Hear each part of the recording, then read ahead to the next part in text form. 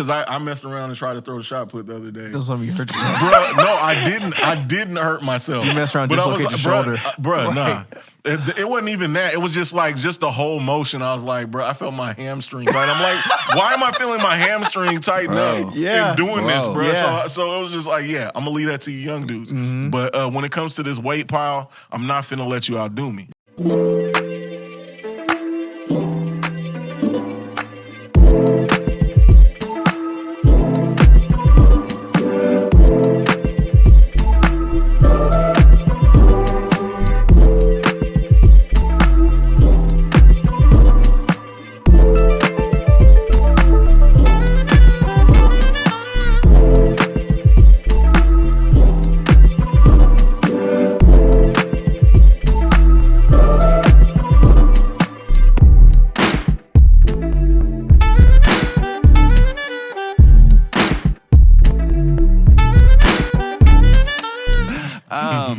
So, Donald, I want to ask you, and even you, JR, like, do you have a set bedtime, wake up time? If you don't right now, are there any benefits that you've noticed from just waking up earlier and how that paves and starts the day for yourself and the fam?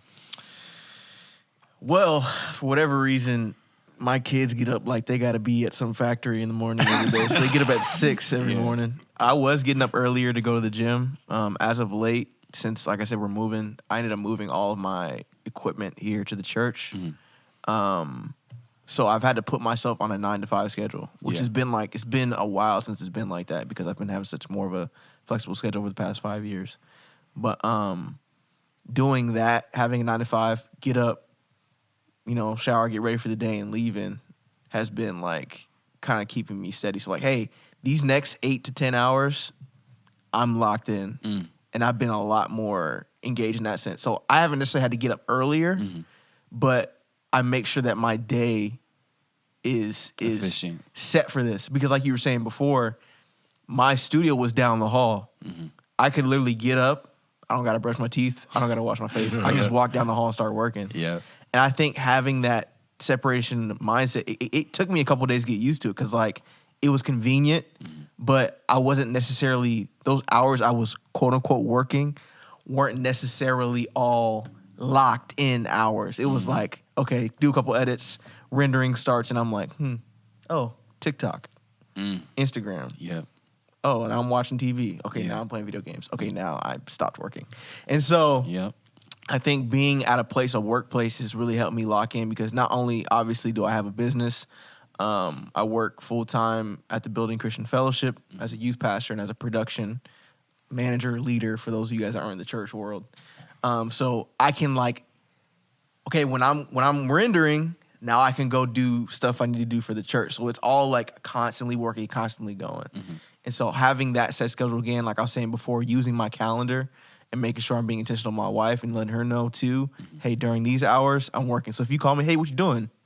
You know what I'm doing. I'm working. Right. Like I'm actively doing something. So yeah. It's not so much getting up early because having kids, my 2 kids still be up all times of night for whatever reason. Yeah. But I don't really get up early anymore. I'm gonna keep it a buck. I feel it. Don will be up at like 2 a.m, bro. Yeah, bro. How much sleep do you get? So I don't get nearly enough sleep. Okay. That's something that I am definitely working on and adjusting. So to kind of answer your question about time management and stuff. So I do, on average, I wake up around 3:30 a.m. On average, I work up at 3:30. Start dry heaving. No, I wake up at like 3:30. Because you said you watch TV. I'm like, when do you watch TV? When? Like, I'll be watching it at night. That's why I don't get enough sleep, man. So I'll get up at 3:30. My alarm goes off. Sometimes I wake up before my alarm, which is absurd. I hate when that happens. hellish. But usually get up at 3:30, and pretty much my routine at that point is I will do my devotional. I usually pray. Sometimes I get caught up in scrolling through the socials or whatever. Yeah. Or I might, go in the studio, open up the DAW, and like mess around with like some music or whatever for a quick minute. Then like by 4:30, I'm trying to make sure Jericho's up, and then we'll shoot over to the gym by 5 because the gym opens up at 5. If I had a gym that was open earlier than that, it'd be a lot less time wasted during the morning. I'd probably like get up 3:30, devotional, get dressed, and then hit the gym like by 4. Shout out to 24-Hour Fitness that used to be here in Fairfield. I'm very sad and heartbroken that you're not here anymore. Anyhow, somebody needs to hurry up and do that and handle that. Anyhow, but yeah, so that's pretty much it. And then I, of course, after I leave the gym, I do the old darks, and then I'm shooting off to work. And depending upon if I get to work on time like I'm supposed to, sometimes I don't. Oof. Yeah. I usually end up staying later to make up the time that I missed or whatever. Yeah. But and then I'm back at home in the evening. And depending upon like a huge part of it, what I found is a lot of it has to do with my diet. I don't mind working out. I love working out. I love lifting and stuff. I just don't like eating right. I'm just be honest. Yeah. I don't like eating right. I love chips. Yeah. I love bread. Yeah. I love pasta. Carbs. And I was about to say the same carbs. thing. Yeah. I love all that stuff. Yeah. And I love meat. So, actually, what's funny is like today is the first day that I'm like changing my diet, my eating. Me too. So watch us develop, so cool. Man. Huh? Y'all are so cool. Hey, man. I had a get on the train. I had brother. a medium rare steak last night, bro. Hey, that's great. That's lovely.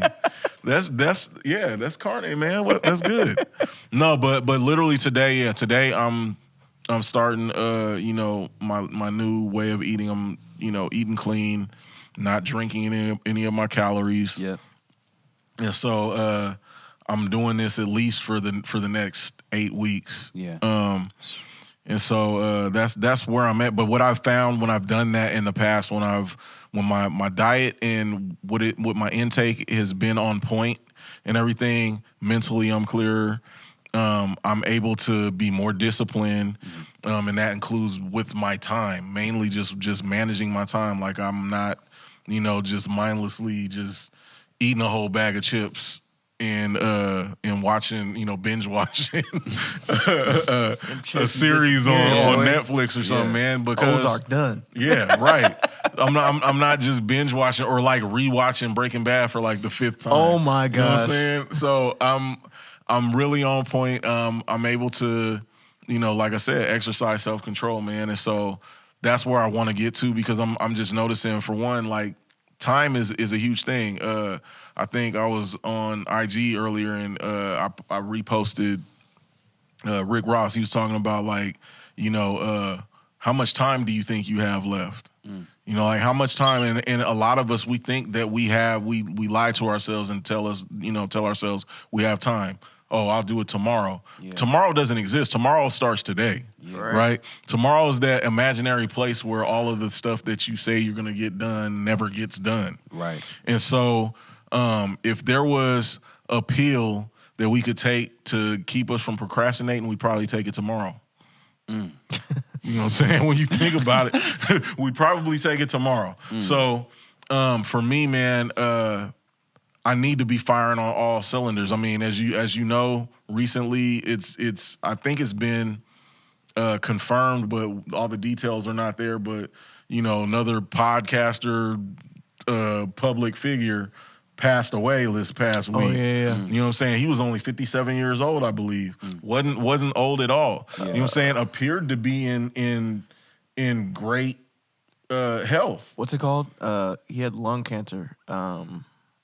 Not level 3. What's it called? Oh, stage 4? He had stage 3. He had stage 3 lung cancer. That's crazy. Since he was like 20. Wow. What? Yeah. That's crazy.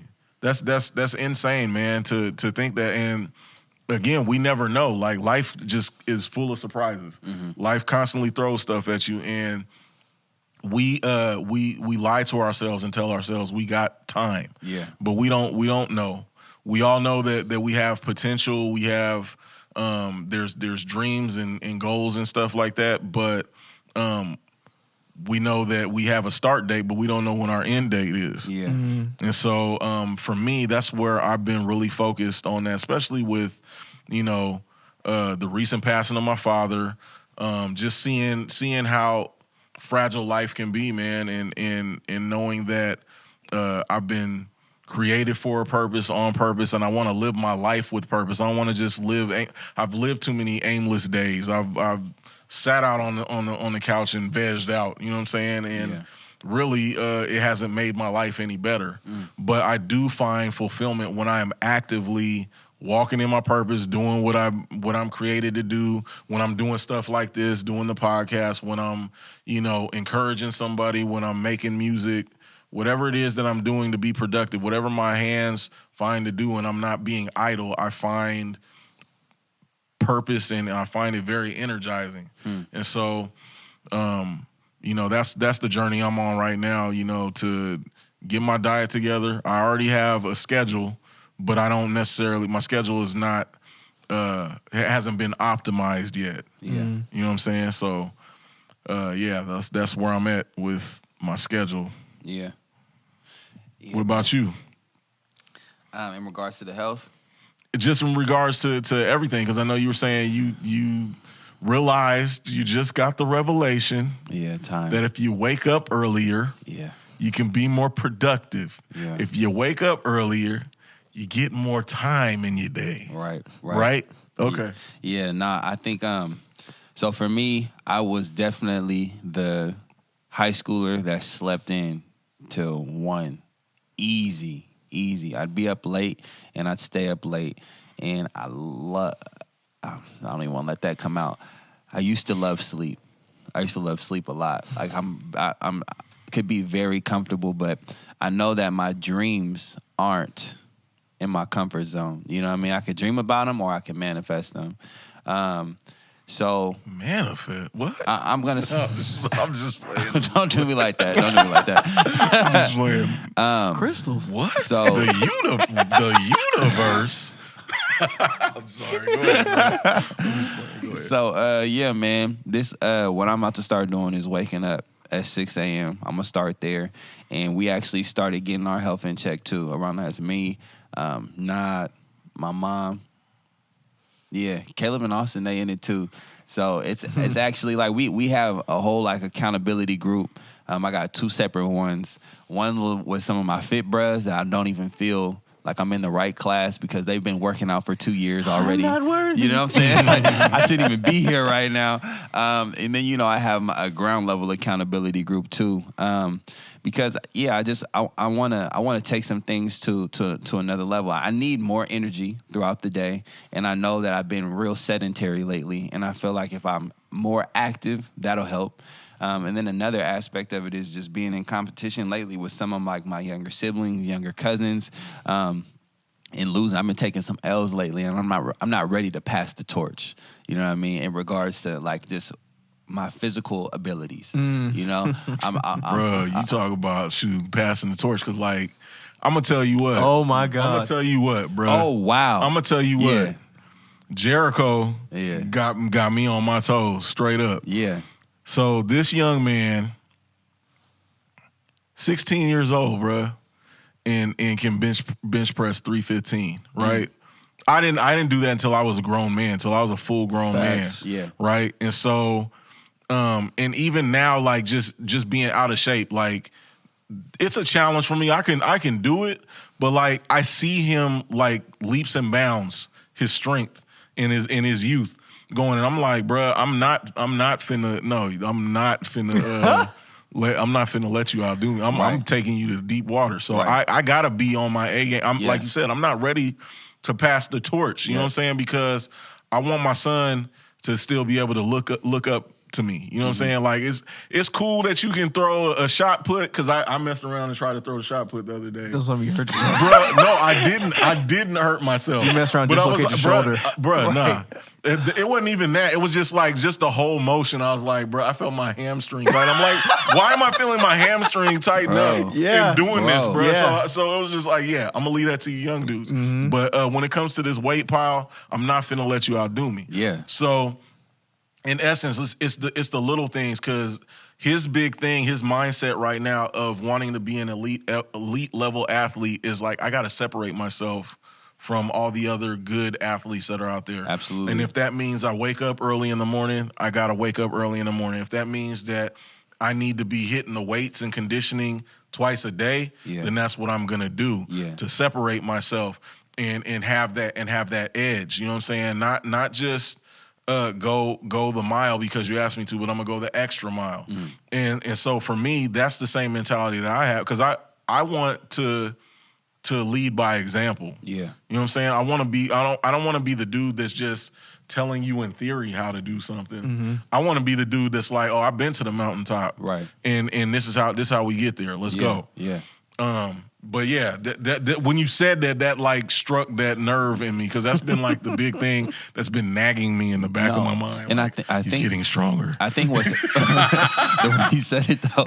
I think what's important about that, like, is at the end of the day, when you think about motivators, like, if I told you that, you know, if you run 50 yards, like, there's $1 million there waiting for you, right? And we time that run for you to go. The fastest person, whoever gets there fastest, wins the $1 million. Would you run faster for that, or if we put a rabid dog behind you? You know what I'm saying? And saw how fast you ran to the 50-yard line. Like, which time do you think would be faster? For me personally, the rabid dog. You know what I mean? The rabid dog. Because when there's something that's behind you, you know what I mean, that's pushing you, and you know, like, oh dang, I need to get away from whatever it is. It just motivates you to go faster. And I feel like that's kind of like that competitive edge that you're talking about with Jericho. You know, you got him behind you. You know what I'm saying? He's close, and you see him on your toes, and you looking back like, nah, bro. And you bringing it up, like, let's say like in Jericho's scenario, right? A lot of kids, I want to be a Division I college football player. I want to make it to the NFL, not realizing that there are hundreds of people that make it to the NFL. Not a lot of people stay in the NFL. Right. Yeah. And so I think, like you were saying, that's a perfect analogy of like, okay, if the $1 million is in front of me, I'm going to do just enough to beat the next guy next to me rather than trying to be the very best I can possibly be, because if somebody's chasing after me, I got to give my all to get to where I need to go. Thank you. Yes. That's spot on, bro. Because it's like, I think so. You don't want to get so caught up in making landmarks into finish lines. Does that make sense? It's like, this isn't the end goal. This is just a landmark into where I'm really going. Yeah. And I think that if we get those two things mixed up, then you get complacent, and all of a sudden it's like, okay, I made it. I'm like, okay, now what? You know what I'm saying? Yeah. I talk to Jericho all the time about it. Have I been to the NFL? No. Have I played professional sports? No. But I always tell him, I was like, hey, each of these things are landmarks. The thing about it, too, is when you get to the NFL, once he makes it, that's probably like maybe 10 years of your life if you're fortunate enough. Yeah. After that, you got the rest of your life to live. I'm starting to see classmates of mine that are retiring from the NFL. And it's like, now, okay, you got the rest of maybe 50 more years to live. It's like, have these total thoughts in mind to where, you know, just say for whatever reason you lose that. You lose the ability to be in the NFL. You lose the ability to be able to play football, that you don't lose yourself. Yeah. You know what I'm saying? Yeah. It is. And I thank God for the people that are around in our community, because I had hit up Jericho. I'm like, you should really talk to Trey, Big Trey. Yeah. And I'm like, dude, Big Trey was like when we threw in high school, it was like, who's coming in second? Because like that's how raw he was. And like, I thank God for dudes like Trey. Yeah. Because he's taking Jericho's game to the next level as far as throwing goes. And Jericho's not even necessarily focused on throwing. Right. But it's like just having those people like kind of helps that get the fact that we have a community of people around here, man. It reminds me of that whole thing of there has to be like a pushing and a pulling, right? You need somebody that is there to pull stuff out of you, but you also need somebody there to push you along the way. There needs to be push, like even going back to the whole thing of just being married. You know what I'm saying? Like, if she's down, I can't afford to be down at the same time. Right. You know what I'm saying? I gotta pull her up. You know what I'm saying? And vice versa. Same thing in, you know, just our journeys and our endeavors of the things that we're trying to accomplish, man. There has to be a pull, because when there's that pull, that means there's being a demand that's being placed on your greatness and your potential. You know what I'm saying? And that's what I love seeing with Jericho is like, you know, I challenged him back in, you know, February. We had started going to the gym in February. I challenged him. I said, hey man, just give me the month of February. just give me the month of February.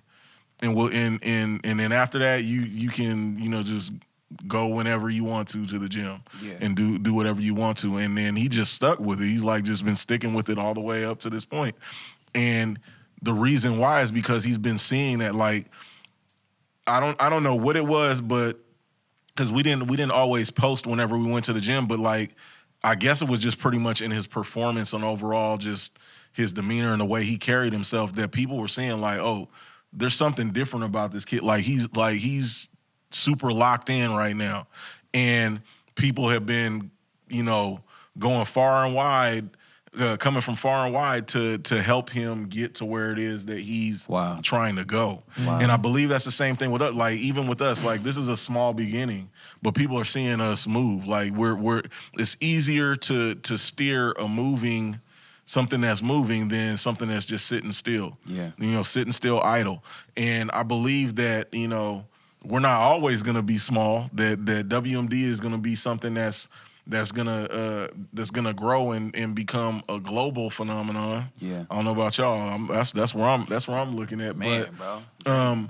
But the thing is that we're not where we were last year at this time. Nice. Yeah. You know what I'm saying? We've been making progress and making momentum. Like y'all heard that old saying, I don't know, it was a comedian that said it, but we were saying people are more willing to help somebody pushing their car ready rather than having them sit out with the front hood open. You know what I'm saying? Yeah. In sense of either you're going to sit there and ask and wait for help, or you're going to be actively doing something to get somewhere. Wow. And I think that's what is kind of garnering the respect and the support so far with the podcast and just people personally, is the fact that you're not just, you know, entitled and expecting somebody to come along and help you because you have a good idea or whatever, but we're actively saying like, hey, we might not have it all together. We might not, you know, shouts out to Nikki and Moose. we might not have all the answers from A to Z, but we at least got it from like A to B, and we're doing our best to get to C so that we can continue to grow. Yeah, absolutely. And I think that's why naturally you're seeing all these people come to support. You're seeing all of a sudden people wanting to start businesses all of a sudden. Like now we got another person that wants to start a business. Oh, wow. We started talking to them. I was like, hey, you want to look into that grant? Because the whole grant thing we're talking about. Yeah. But you know, you wouldn't believe, you know, what just a little bit of movement would inspire people to do. You know what I'm saying? Yeah, absolutely, man. Because I've been hearing people come up that I had no clue were even like tied in or locked in or even paying attention. They've just been like, "Hey, man, I seen the podcast, man. You guys are doing good. What's dope about the podcast is, you know, most people that start out with podcasts, it's hard to watch them, but you guys, we like watching you, you know, and so on and so forth. And even heard some negative feedback, you know, people thinking, you know, one thing about another or whatever. And you know, it's just funny. It's the bigger than that. It's whatever, man. Like you said, yeah, the bigger than that. When you pull that net in, there's gonna be trash in there. Yeah. And so it is what it is. But the fact is that people are taking notice and they're paying attention. Mm-hmm. And you know, I'm grateful for it. But one thing, let me ask this before we shut things down. Is you know, I know I joke a lot about the eisegesis situation and stuff with scripture and everything, and there definitely is a way to rightfully divide scripture. But when you look at scripture, it's undeniable that God constantly chooses, like he chooses one person to affect many, right? And so I kind of want to just ask, like, how do you see God in your life?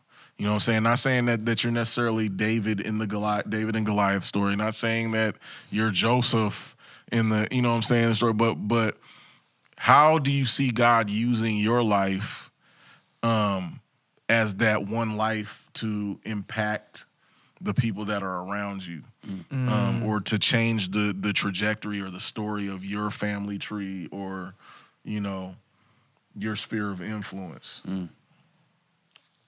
I know it's kind of a heavy question, but I this is just something I've been pondering lately. Like how am I being used to change the narrative or change the story. Yeah. You know. So I'll say for myself, and I didn't even get a chance to watch it, but you posted a O-Dark that was titled One Day or Day One. You know, and I think for me, the way I'm seeing God use in my life is just putting action to my faith.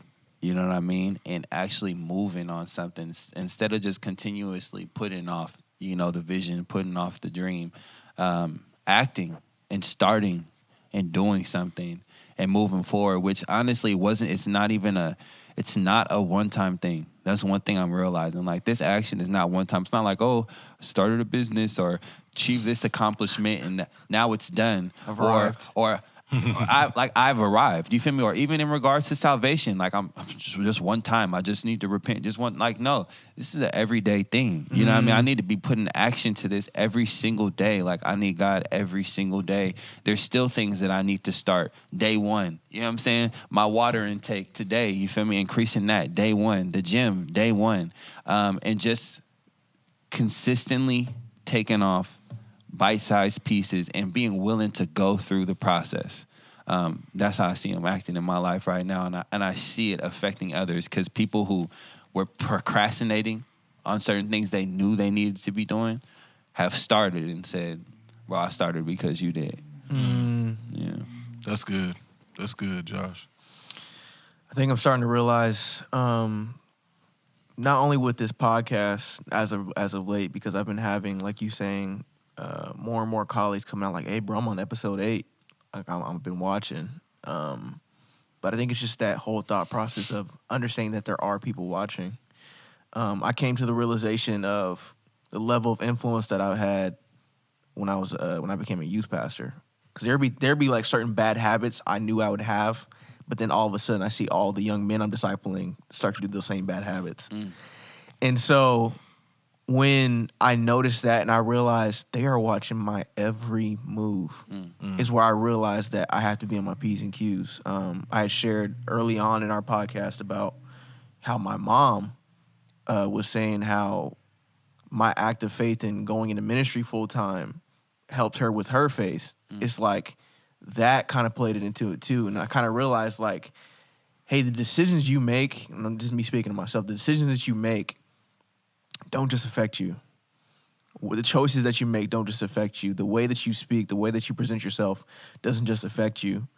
And I think when I realized the weight of that, it makes me realize that I have a responsibility to, you know, being an upstanding man of God in my community. As far as like when my kids goes, my kids are watching my every move. It just reminds me that, like, hey, I got to make sure that I'm on my P's and Q's so that I don't lead anybody astray. I don't want to be held responsible for leading somebody down to their destruction. You know what I'm saying? And so I just make sure that, you know, I'm not trying to present myself as perfect or like I've arrived or anything like that, but to at least show somebody and be transparent that I'm still pressing. You know what I'm saying? Yeah.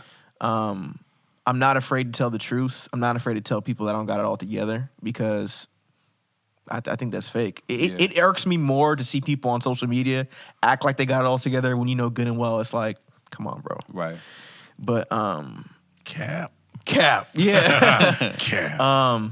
Yeah, man, just being transparent, showing people that, you know, we all go through the struggle and it's okay, but we can keep pressing on.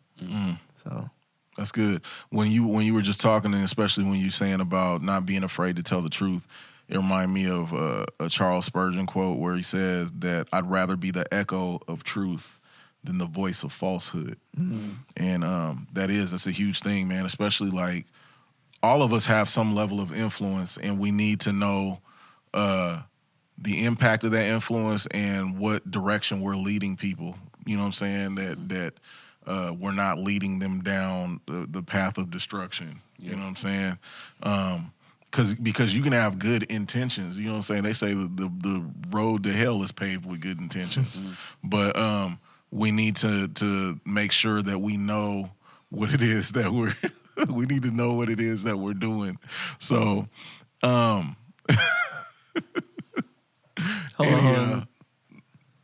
Hold on. Look, who is this? Mariah. Look who it is. Look who just walked through the door. You gonna come over here, Mariah? You gonna sit with Daddy? Come sit with Daddy. It's all good.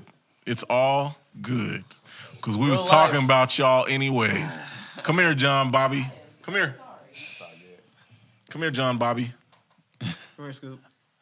Hey, Ryan. Daddy. Look at it. Look at it. Look at him. Real life. Real life. Just walked in the door. That boy boo-booed. Smelling like a whole porta potty. Anyhow, hey, so on that note. Boom, perfect timing. Right. Yeah. On that note, hey, man, we're signing out. This is the Watch Me Develop podcast, man. Thank you guys for joining us. We will see you next time. Y'all be blessed. Everybody say bye. Bye. Later.